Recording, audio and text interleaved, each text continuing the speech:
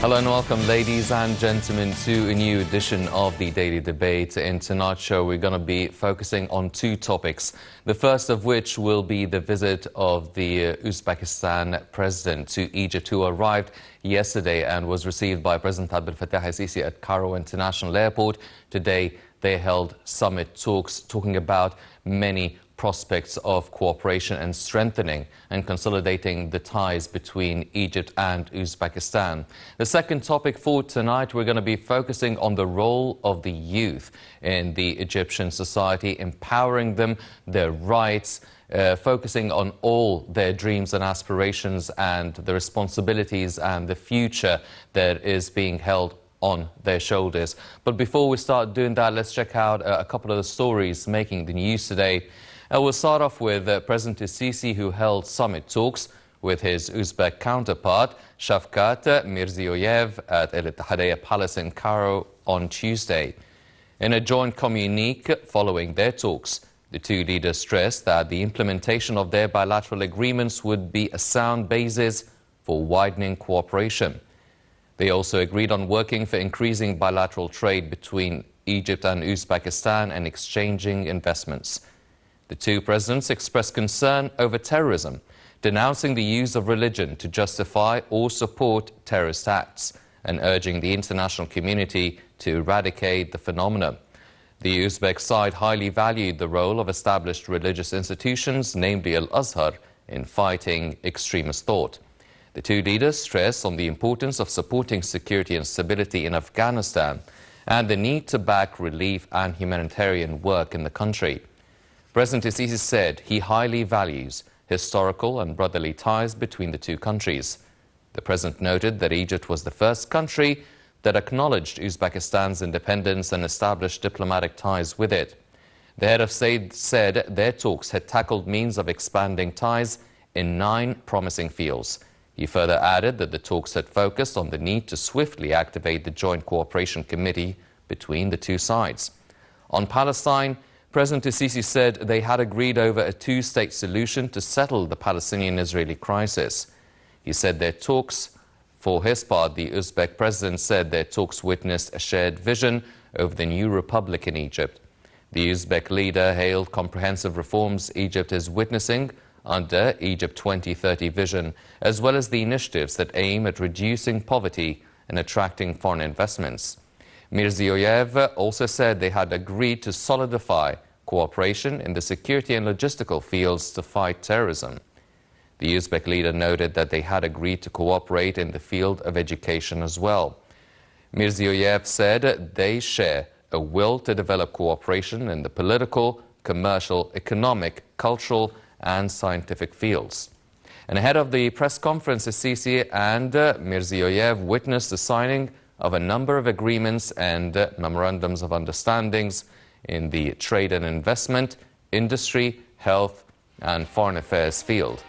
Presidential spokesperson Councillor Ahmed Fahmy earlier said President al-Sisi's talks with the Uzbek president, who arrived on Monday in Cairo, aim at enhancing bilateral relations and expanding trade, investment and economic cooperation in the upcoming period.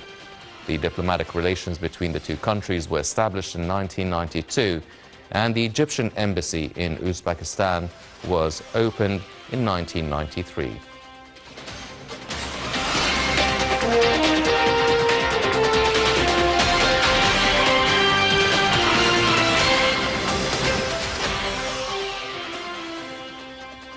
Also, President Abdel Fattah al-Sisi met with the Foreign Minister Sameh Shoukry, where the head of state was briefed on the outcomes of the latest African Union summit that took place in Addis Ababa. The outcomes of the AU summit came in line with Egypt's stances, namely regarding resolutions of the AU Peace and Security Council and security situation in Africa, and its relation with economic development level in 5 geographical regions of the African continent. The top diplomat also briefed the president on a decision by the African Heads of State and Governments Committee that stressed on the significance of maintaining the African United stance regarding reforming and expanding the Security Council. Egypt has also participated in a meeting of African presidents and governments on climate change, which hailed Egypt's efforts in hosting the climate conference COP27 in the Red Sea resort of Sharm el-Sheikh, and hailed its positive outcomes, namely the establishment of the Loss and Damage Funds.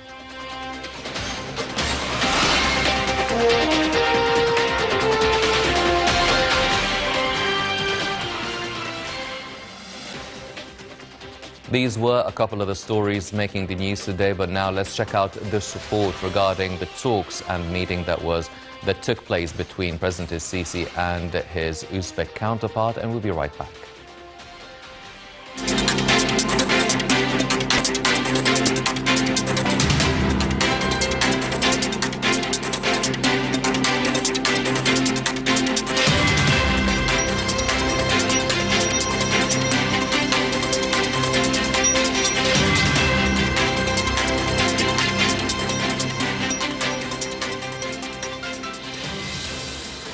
President Abdel Fattah el-Sisi met with his Uzbek counterpart Shavkat Mirziyoyev in Cairo on Tuesday, during which they reviewed a number of regional and international issues of mutual concern, in addition to means of fostering bilateral ties in different fields.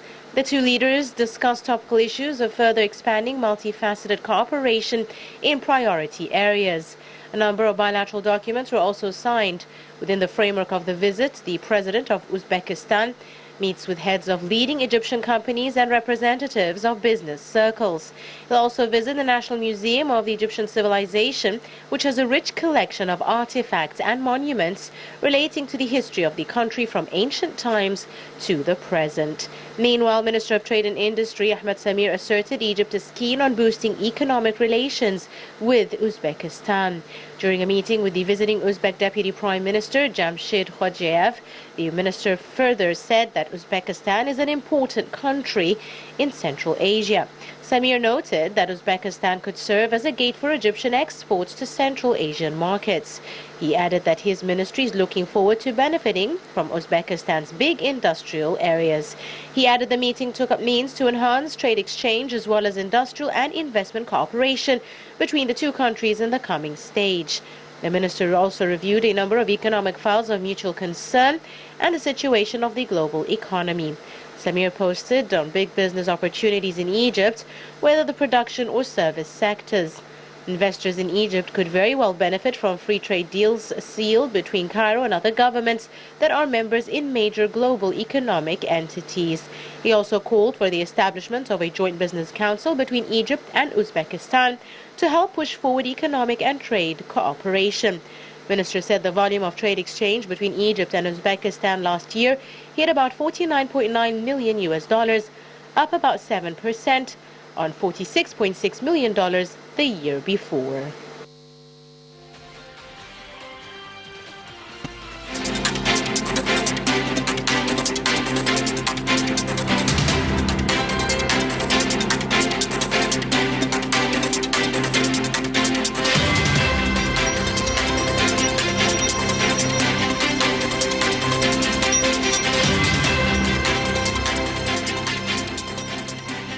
Welcome back, ladies and gentlemen, and we're now joined over the phone by Dr. Mohammed Abdel Halim, the political analyst, to shed more light on the visit of the Uzbek president to Cairo and meeting President Sisi. Dr. Abdel Halim, can you hear me, sir? Yes. Dr. Abdel Halim, first of all, good evening. Now, how would you rate the significance of the visit of the president of Uzbekistan to Cairo? It's a two-day visit. He arrived yesterday. Met the president yesterday as well at Cairo International Airport, but the talks were held and the press conference was held today. They talked about many different things. But before we start talking about these items on the agenda of the talks, how would you rate the significance and the timing of the visit by the president of Uzbekistan to Cairo? Well, good evening, sir. The fact that that sort of visit would seem to be very much important, particularly at this stage of the sort of the diplomatic relations and the consulatic ties that are very much maximized between, Uzbekistan on the first hand and Egypt on the other. Today's meeting with His Own Excellency, Mr. President Abdel Fattah el-Sisi at Al Tahdiya Palace would underline, about 9 agreements and 9, items that are to be very much agreed on and upon, that then somehow or another would consolidate and fortify the bilateral ties between the two countries. Among these files or agendas that were to be discussed today is the problem of energy and how to fortify and how to maximize the sort of the commercial exchange and representing in the meantime the sort of the extreme sense of effort that had been exerted by Egypt, in turning the traditional sources of energy into hydrogen, into green hydrogen, into quite, innovative types of clean energy, actually. Again, one of the major files that were to be discussed today was the international problem of terrorism, and in the meantime, how Uzbekistan could be benefiting, actually, from the previous experiences of the Egyptian side in putting an end for terrorist actions and acts, and in the meantime, representing how, during the course of the Egyptian presidency of the African Union, how it was to be very much fortifying the idea of spreading peace, safety and security, and in the meantime, minimizing the illegal immigration and the terrorism to a greater extent. The importance of the visit also would stem out of the fact that there is a great deal of, very firm ties and strong relations, cultural, military, educational, and even religious between two countries. The fact that Uzbekistan have always been there, quite representing it, endorsing some cultural touches and educational signs in Egypt. A large number of places of historical facts and figures came to be regarded as representing the great deal of intimacy and the firm relations throughout ages between the two countries, and not only during the previous century, but actually since quite a long period of time that may be extended to a large number of centuries, actually. In addition to the fact that Egypt came to be regarded as the first country that would hail and endorse the emancipation of Uzbekistan out of the previous Soviet Union, representing and aiding Uzbekistan in almost all the fields, particularly the educational field, and a large number of Uzbek students would come to Al-Azhar University on a yearly basis, actually, receiving their own sort of cultural touches of Al-Azhar al-Sharif, actually, helping them and providing them with sources, with information, with degrees, to the extent that at the end of the day they would represent and leave, actually, Egypt with great deal of signs of friendship and friendliness.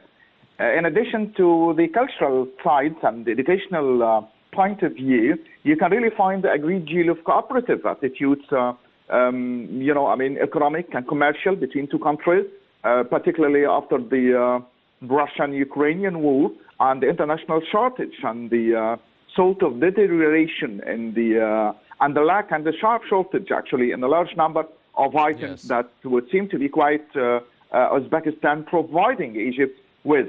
Among all these, subjects, there is also the issue of the Palestinian cause, the eternal struggle. Well, Dr. Abdel Halim, they both spoke about the Palestinian cause and they emphasized the necessity and the importance of the two-state solution, but they also mentioned, and they both stressed during their press conference, on the importance of the security and stability of Afghanistan. Now, what do you think is the shared vision between both leaders regarding the situation in Afghanistan?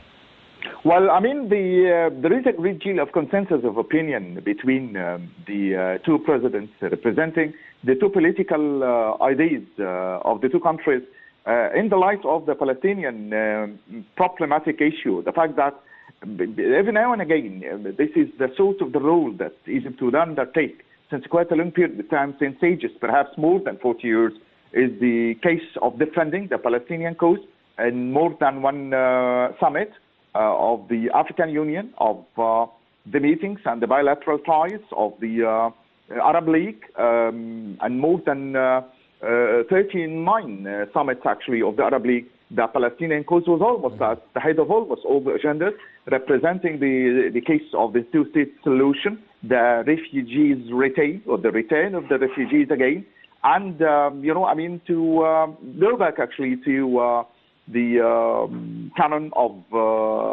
242, and the return of almost, and the minimization actually of the confrontation of the two sides, and representing the establishment of the sort of the Palestinian state headed by Jerusalem, and going back to the to the borderline of the 4th of July, 1967.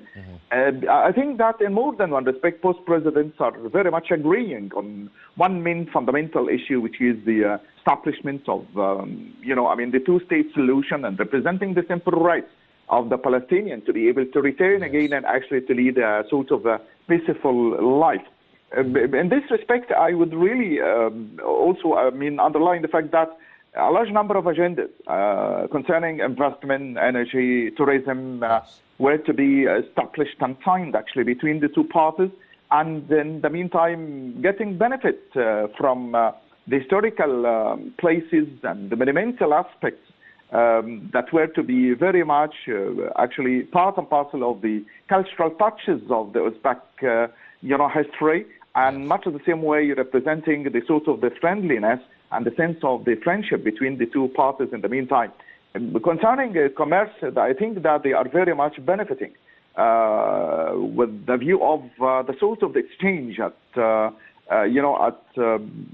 heel of the Russian-Ukrainian war that did leave its own deep, devastating impact on almost all the the agendas and almost all the words, and to the extent that it was to be left with a sort of a disturbance, leaving its own widespread, significant and dire need actually for the sort of the mutual identification and the need for mutual, representation of helping each other pass and almost in his own way.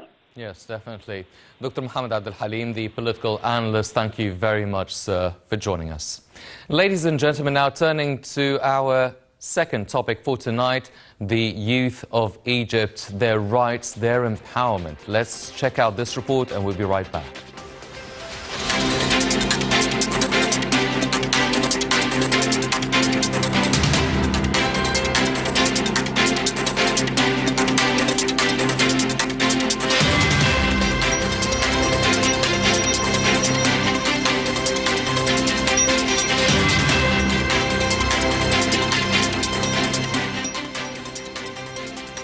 Egypt has placed the youth at the forefront of its priorities, and their promotion is a key target in Egypt 2030 vision for sustainable development.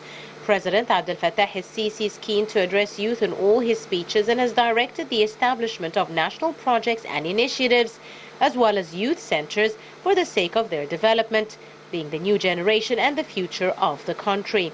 Recently, the head of state followed up on the efforts to protect vulnerable groups of orphans, children and youth who lack family care, and directed them to expedite the completion of alternative care bills which will provide all means of protection for them. Sisi directed the expediting of the completion of the alternative care bill, which will provide means of protection for the most vulnerable groups. He stressed the importance of all concerned parties, including ministries and civil associations, focusing their efforts on providing means to care to provide integrated support and protection for orphan children and maximize developing their capabilities. Sisi also instructed that all aspects of support be provided to support the rights of people with special needs. These include education as well as integration and transportation. He further directed the sponsoring of two initiatives launched by the Ministry of Social Solidarity on the sidelines of the Differently Able Conference, namely the Accessibility Initiative to provide the necessary environment and technology to facilitate communication of people with special needs in all pillars and services of society.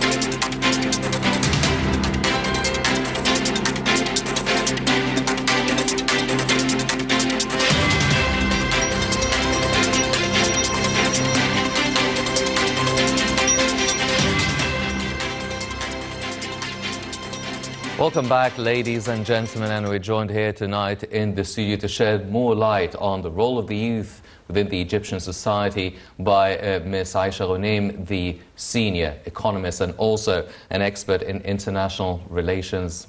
Ms. Ghoneim, thank you very much for joining us. Thank you for having me. Thank you so much. Ms. Ghoneim, now, we've been talking about the youth for a few years now, and it has been a priority for the government and the Egyptian president to really empower them and give them a leading role, not just socially, but also politically, and also working on empowering them in startups, entrepreneurship, the SMEs and everything.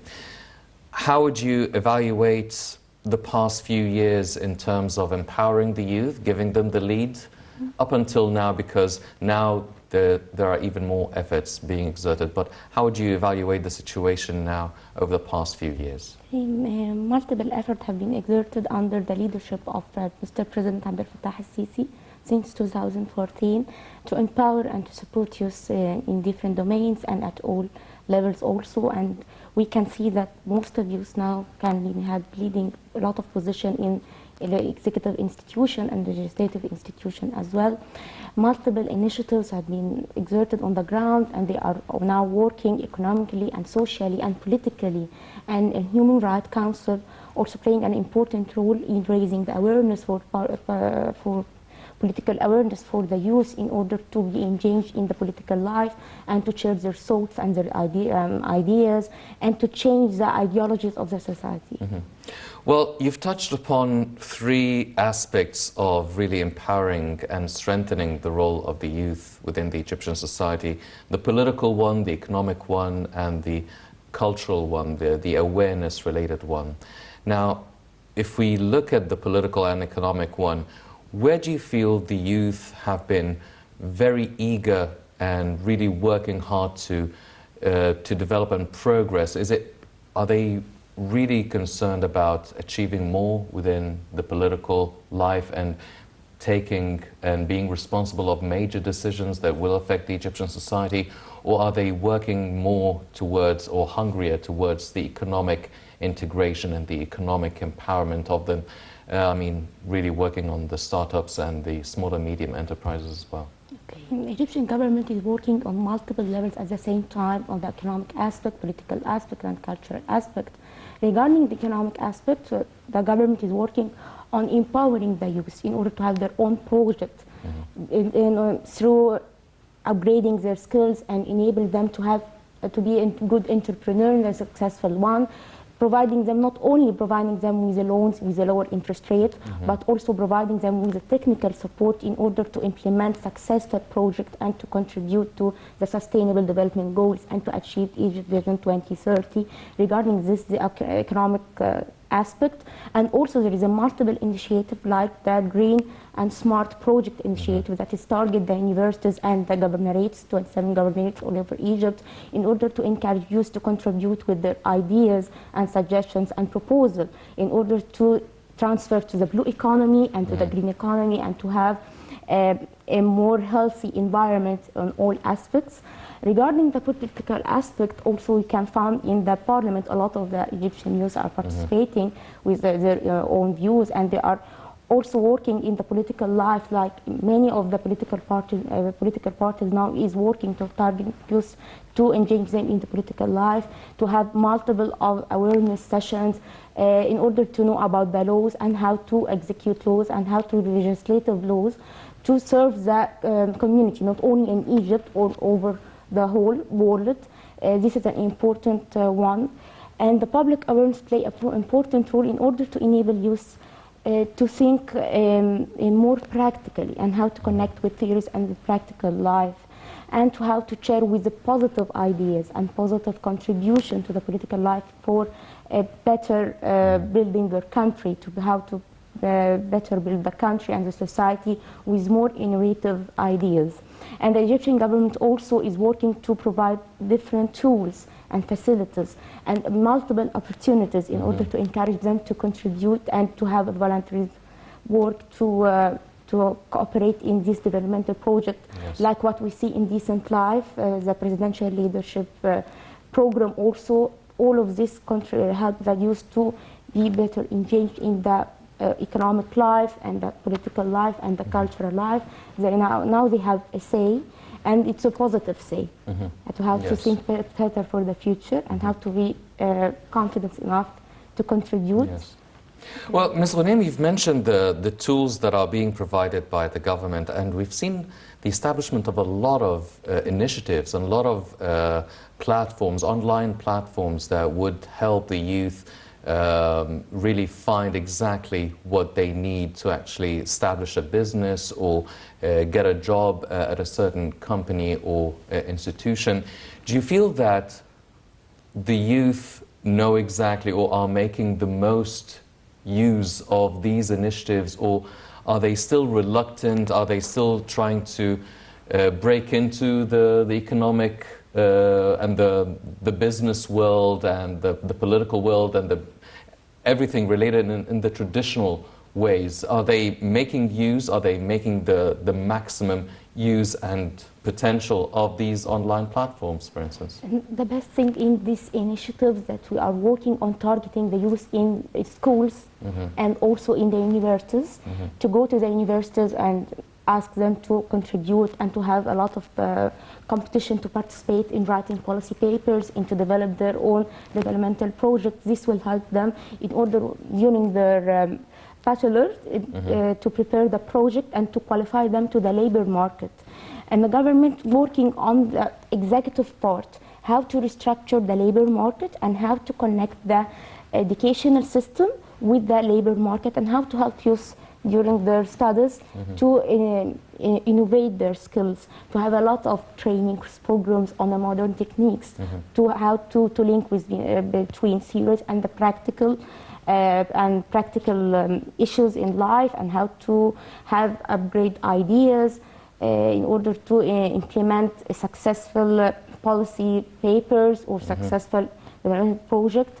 And we have also the Youth for Development Initiative. This is a competition all over the universities to help them to contribute and how to write like a recommendation for policy papers. Yes. This is not depend on specific faculties, specific studies. This is depend on practical issues more than on studying. This is to qualify and to prepare the young youth to better engage in political life. Like the graduates needs to seek for the opportunity, not to wait for the opportunity, to have multiple training programs that, like what the Information Decision Center of the Egyptian Cabinet provides a lot of training programs for the youth.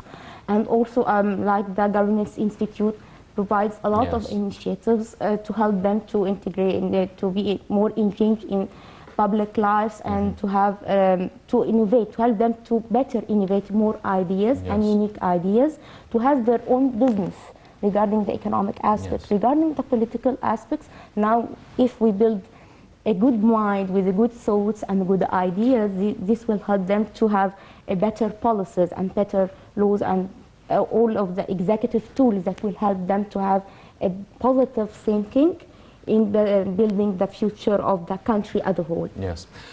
Ms. Ghoneim, now, you're an expert. I mean, you're involved a lot in awareness campaigns and really empowering the women, the youth, different youth in different parts of the country. And a lot of people are saying, well, you know what, the biggest problem facing the youth or the women or the kids at school, boys or girls, it's just the cultural obstacle that they don't actually believe that they can achieve a lot of the things that they could achieve. Certain traditions, sort of, I mean, awareness regarding family planning, awareness regarding sexual mutilation for girls, harassment, drug abuse, all of these things. And people are saying, well, maybe it's the cultural aspect of it that is really standing in the way of the youth believing that they can actually achieve what they could achieve. What have, in your experience working on awareness campaigns and things of the sort, what has been the biggest obstacle facing the youth in really understanding and grasping the potential they have, and what has been really encouraging in the awareness campaigns? the biggest obstacle that we are facing now, that we are more than 100 million, and the youth are more than 60% of the total population. The main issue is now how to go on a micro levels in order to reach all categories, all people in different governorates and centers, like what Decent Life Initiative is doing now, that we are targeting the very small villages and governorates and go to and to speak to them, to go to the households and families and children to raise their awareness in order to reach people.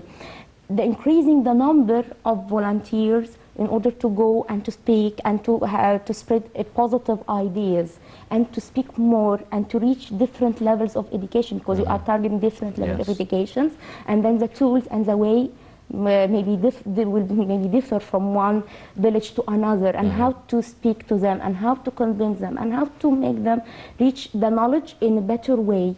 The government is doing a great job and a lot of efforts.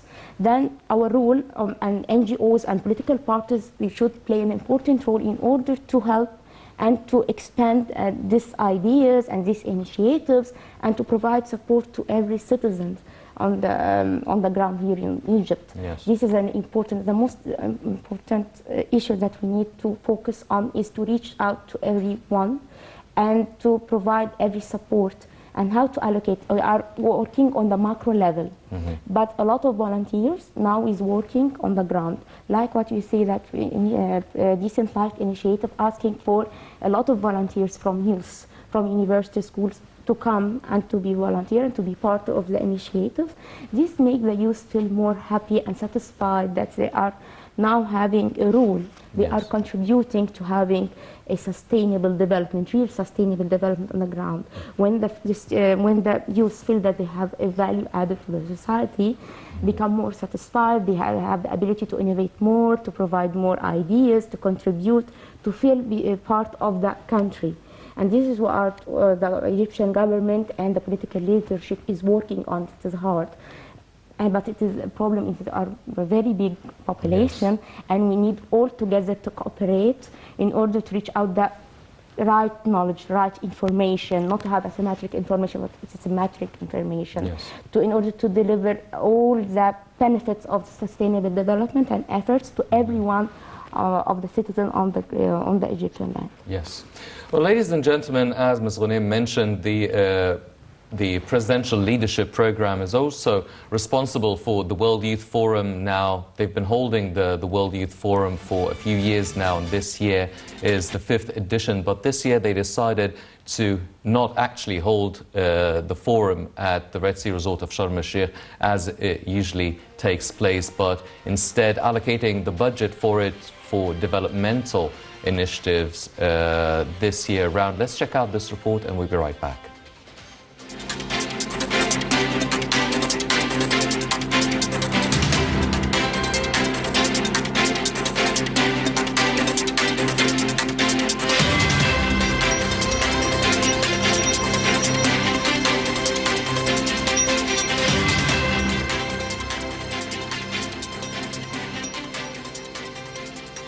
In light of the awareness of the World Youth Forum management of the current international changes and successive global crises, which have resulted in humanitarian and economic repercussions that have become additional burdens on the shoulders of states, governments and citizens, and their belief in the need to participate in alleviating economic burdens and advancing development, as youth is one of the most important parties to development, the management of the World Youth Forum has decided not to launch the 5th edition of the World Youth Forum in its usual annual format in the city of Sharm el-Sheikh, provided that proceeds of sponsorship rights that were allocated for the organization of the 5th edition of the forum in its usual proceeds go straight to implementation of a large package of important development initiatives, projects and programs that have a direct impact on citizens and youth in particular, inside and outside Egypt, in cooperation with the forum's partners from international and local organizations. The 5th edition of this year's World Youth Forum should serve as a call for the implementation of development instead of discussing ways to achieve it. The management of the forum announced that the program packages and initiatives that will be launched and implemented include: first, launching an initiative for entrepreneurship, small and medium enterprises, which is based on supporting entrepreneurs to start their businesses or increase the volume of their activities through business incubators and training programs funded for the development of industry, in which technical support is provided to industrial workers in all governorates of Egypt. This in cooperation with the IBDA Initiative for the Development of Egyptian Industry, Haya Karima Foundation, Federation of Egyptian Industries, Intalik Company, and the United Nations Industrial Development Organization. Secondly, the launching of the Learning to Earning initiative, which aims to qualify Egyptian, Arab, African, and expatriate youth to the labor market to overcome obstacles related to the development of required work skills and enable them to get decent jobs. This initiative will be implemented in cooperation with the United Nations Children's Fund and National Training Academy. Third, implementing a program to meet the challenges of food security by providing support programs to develop the capacities of farmers and those in charge of food industries in Egypt and Africa. IBDA Initiative, the National Alliance for Civil Development Work, Haya Karima Foundation, and the Food and Agriculture Organization of the United Nations are participating in the implementation of this program. Fourth, the launching of a mental health support program, which aims to provide psychological support, especially to refugees, migrants, and those arriving from conflict zones. Fifth, launching an international initiative to support and empower refugees and migrants, enhance their integration into education systems, easy access to healthcare services, and social protection programs. This will be through cooperation with the UN High Commissioner for Refugees in Egypt, the International Organization for Migration, Save the Children, the Red Cross Foundation. Finally, launching the World Youth Forum platform for volunteers, which will serve as a platform for meeting point for volunteers to spread the culture of volunteering support and qualifying volunteers, raising their abilities to participate in development and charitable work.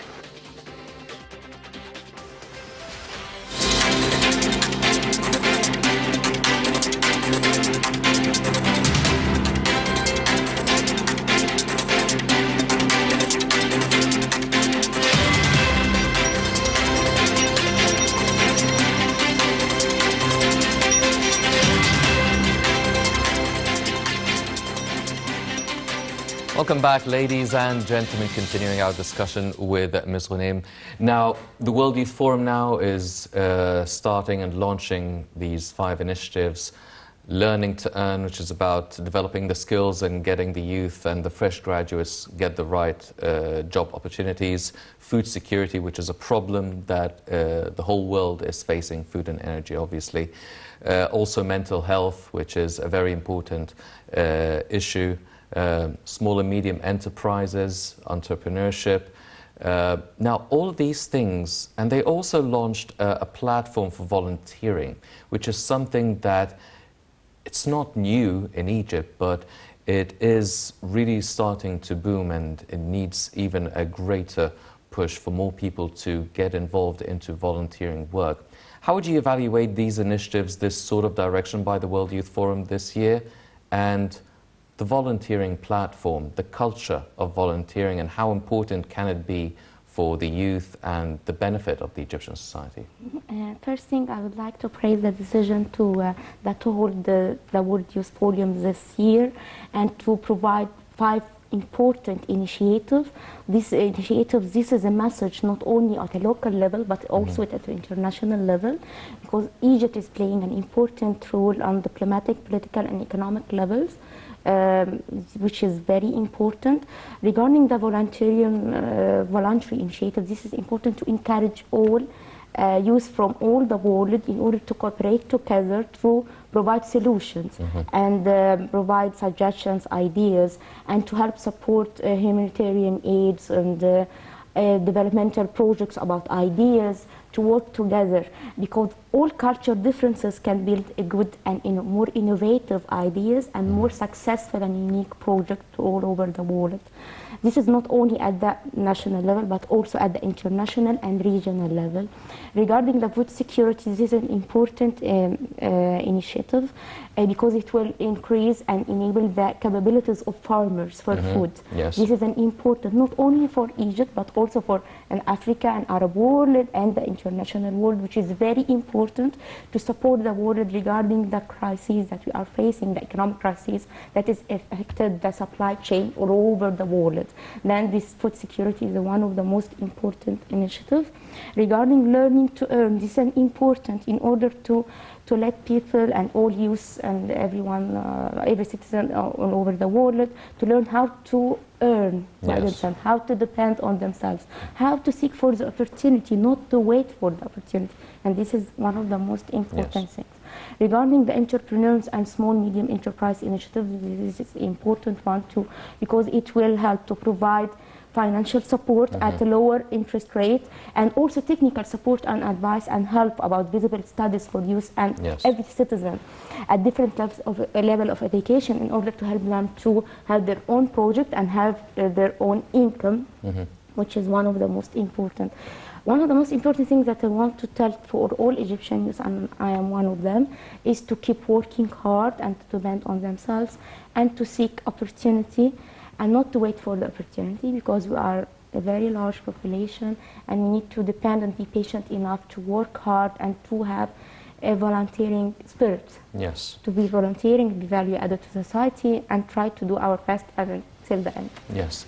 Well, ladies and gentlemen, as Ms. Ghoneim has mentioned, it's really about grasping and taking the opportunities with both hands, understanding the potential and the possibilities that lay ahead of the youth, and the power of positive thought, as she mentioned a few times already. Unfortunately, that's all the time we have for this edition of the Daily Debate.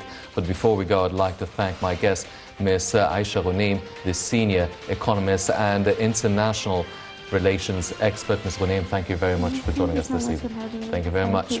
Ladies and gentlemen, please stay tuned for more coming up on Night International. I'm Henny Saif. Thank you for joining us.